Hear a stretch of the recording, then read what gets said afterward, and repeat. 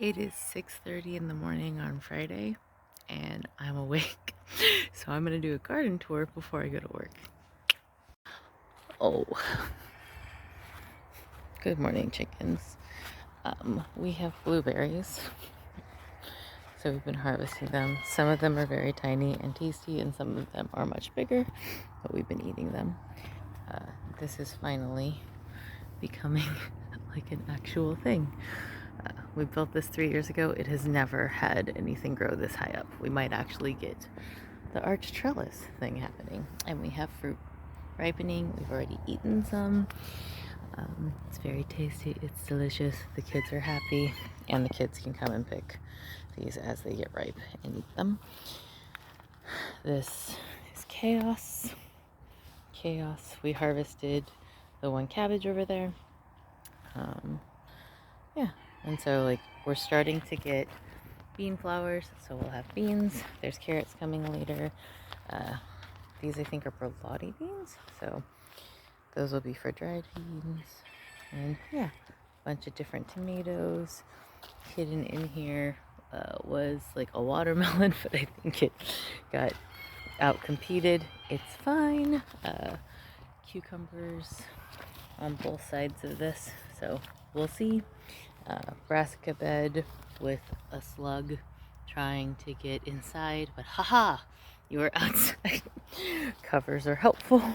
Sometimes they work. I'm sure there's a slug hiding in there. And then there's parsnips also in amidst all of the brassica nonsense, and some beets. So 2 kinds of beets, parsnips, and then the rest of this are different brassicas. That's what we like to eat here. First sowing of beets. Hello, Mr. Slug. On the cabbage moth. So many slugs. Oh, yeah. Welcome to Sweden. But I have very nice beets under here. So, yay, beets. Yeah. This is the garden. It's working out.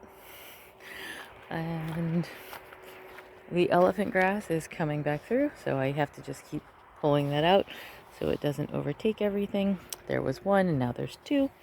It's fine. That's my new brassica cage. There's more brassicas in there. Can we tell we have a theme? This is my giant pumpkin plant that has 2 Marina di Chiogas under there.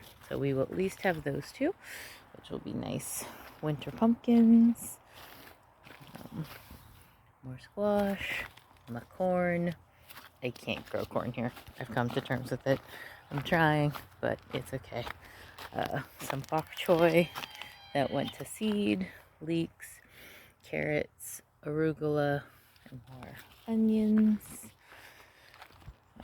more tomatoes, more runner beans, more squash and carrots, the herb bed, which has a bunch of mint I need to harvest and preserve for tea, some flat leaf parsley, thyme, different basils, rosemary, and cilantro. That is, like, when you see this, they're going to start going to seed, so you want to pinch that off if you don't, and use it if you don't want it to go to seed. Otherwise, you'll get coriander, which is fine.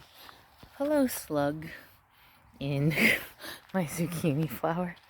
It's fine. We have lots of zucchini. There's some coming there. Yeah, we all know it's that time of year. And I've been making zucchini relish, which is super tasty. Happy, happy, happy tomatoes. Because happy, happy, happy tomatoes. Yeah. I think kabaka squash. And then more slugs. Possibly a family of slugs. There's 3 slugs, maybe mating in this female squash blossom. It's fine. We'll see. And then hidden throughout here are a bunch of tomatoes. So there's a bunch of different varieties and types. I think there's 4 or 5 different plants. I have lost track because that is the theme. And this is the wild garden where we just have wildlife and blackberries and the bamboo chaos. This will probably all get pulled out this winter when it's dormant, This is the pumpkin from over there that has grown up and over and is now invading this space. And these are the volunteer sunflowers that we found in the garden. Dill that's gone to seed for pickles. So yeah, pumpkins taking over the world. And colettes from last year that will let go to seed.